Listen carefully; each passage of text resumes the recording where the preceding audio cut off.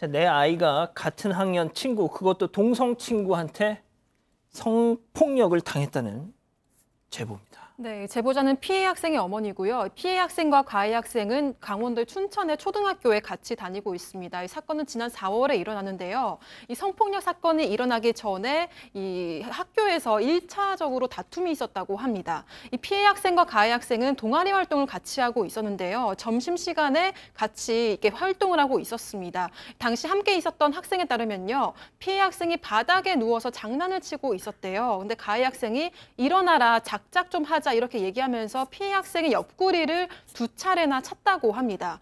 다행히 이 사건은 좀 다른 친구가 말리면서 일단락이 됐는데 이 폭행 이후에 하굣길에 가해 학생이 되레 피해 학생에게 같이 라면 먹고 우리 집에 가서 같이 게임하고 놀자 이렇게 얘기를 했대요. 그렇게 집으로 함께 갔는데 이렇게 바로 가해 학생의 집에서 성폭력 사건이 벌어졌던 겁니다. 초등학교 남학생들입니다. 가해자, 피해자 모두. 어떤 성폭력이 가해졌을까? 자, 이 모든 상황이 가해 학생의 휴대전화에 고스란히 담겨 있었습니다. 그 장면 보고 가시죠.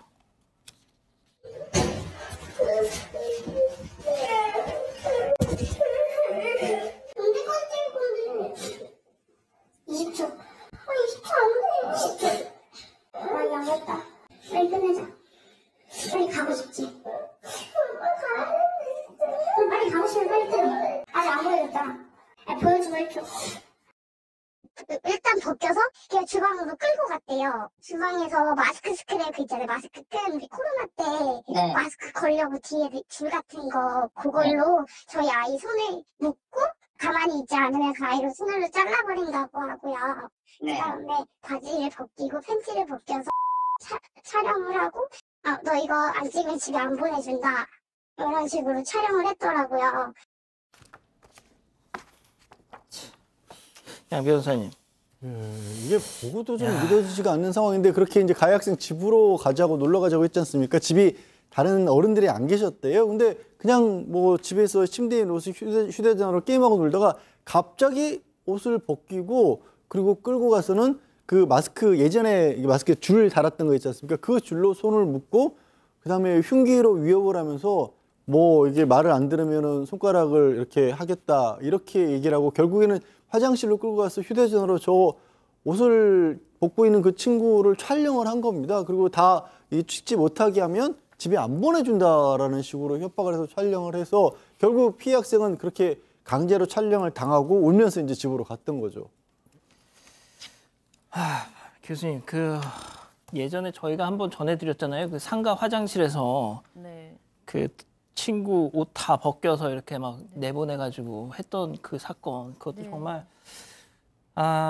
참 그런데 그거는 일단 음성이 녹음이 되지 않았던 상가 CCTV였단 말이죠. 자, 근데 이거는 오디오가 다 녹음이 된 휴대전화 영상입니다. 아이가 막 벌벌 떨면서 우는 목소리가 다 녹음이 됐어요. 네, 저도 그때 그 영상이 떠올랐는데요. 이 피해 학생이 어린 초등학생이 이렇게 성적인 어떤 폭력을 당할 때 그 두려움과 수치감 이런 것들이 좀 고스란히 전해져서 참 마음이 좀 아픕니다. 그런데 지금 이 피해 아동의 어머니의 말씀에 따르면 굉장히 또 속상한 것이 이 아이가 이 피해 학생이 경계선 지능을 가지고 있대요. 그러니까 지적 장애와 일반 지능의 사이, 그러니까 IQ로 한 70에서 79 사이 정도인데요. 그러다 보니까 이제 그러니까 고학년, 초등학교 고학년 아이들, 보통 아이들보다는 좀 지적 능력이 떨어질 수 있어요. 그러니까 그거를 이용한 것 같다라고 지금 생각을 하십니다. 그래서 이제 어머니는 아이가 울면서 왔기 때문에 얼마나 속상하시겠어요. 그 얘기는 다 들었고, 그래서 이제 바로 가해 학생의 집으로 가셨다고 합니다. 그래서 가해 학생이 휴대전화를 봤더니 지금 저 영상이 그대로 있었어요. 증거 확보를 위해서 영상을 백업했고요. 가해 학생의 휴대전화에서는 지웠습니다. 근데 어머니 주장에 따르면 가해 학생이 어머니의 다리를 잡으면서 우리 엄마한테는 비밀로 해달라고 그렇게 얘기를 했대요. 그럼 내가 사과하겠다라고 했다고 합니다. 박 변호사님, 예. 제가 이제 여쭤보고 싶은 거 여쭤보기 전에 이거 좀 여쭤볼게요. 진짜 아무리 어린 아이여도 아까 보신 영상처럼 저럴 수가 있는 겁니까, 저게? 심각하죠, 사실은. 아니, 네. 정상적인 가정교육을 받고 자란 애가 저럴 수가 있는 거예요? 그러기 어렵죠. 그러니까 이렇게 나오는 이 짓을 하면서 야 빨리 벗어 뭐 이거 벗어 좀 집에 보내줄게. 이게 가능하냐고요. 그러니까요. 그럼에도 불구하고 형사처벌이 불가능합니다. 뭐 알다시피 뭐 아이들이잖아요.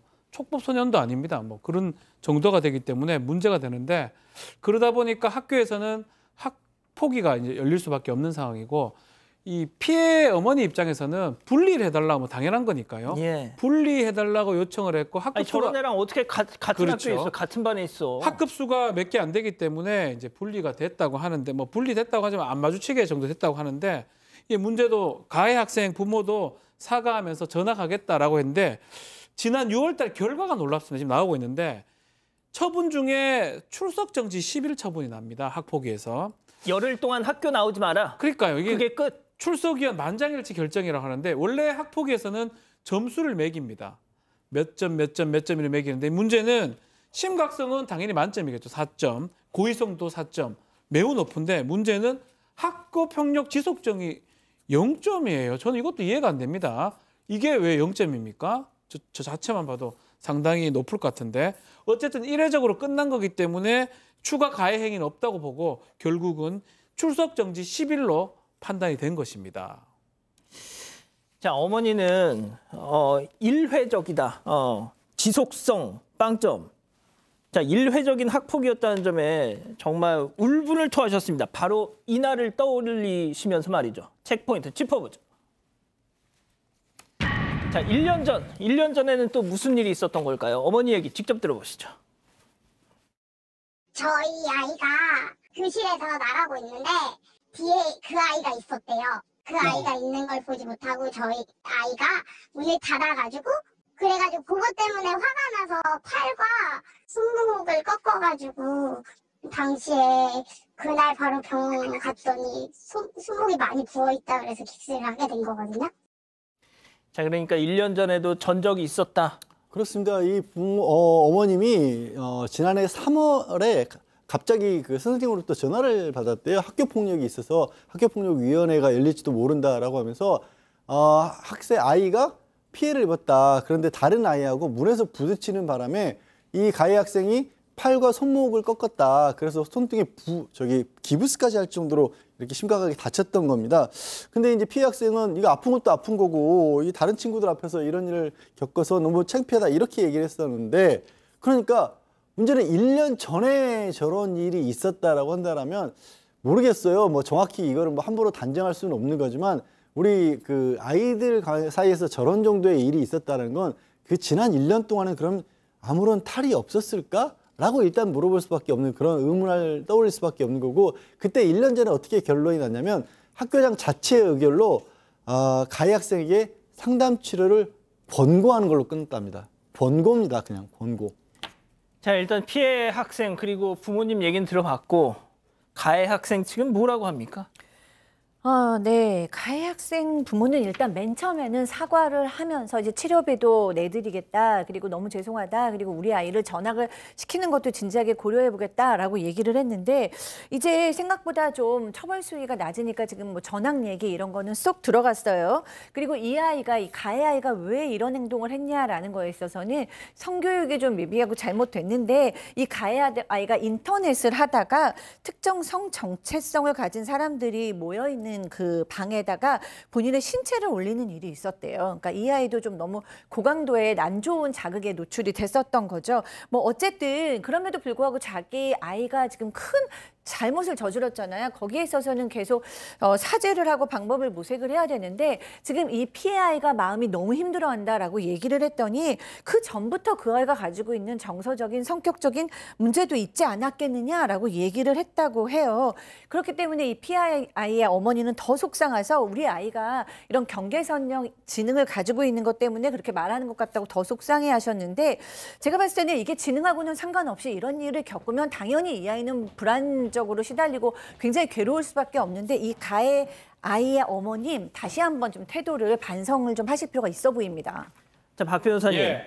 그 지금 피해 학생은 학교 나오고 있잖아요. 예. 그 가해 학생도 학교 나오잖아요. 그렇죠. 그럼 어떻게 해요, 지금? 이게 문제인 거예요. 학폭위 심의 때도 사과를 한다고 하더라도 두려워서 사과 받겠냐 이런 얘기를 했다고 하는데 지금 그 가해 학생 만나면 이 피해 학생 화장실 같은 데 숨는다고 하거든요. 아이고. 어쩔 수 없이 지금 약도 많이 먹고 있고 상당히 불안함을 지금 가지고 있는 그런 상황입니다.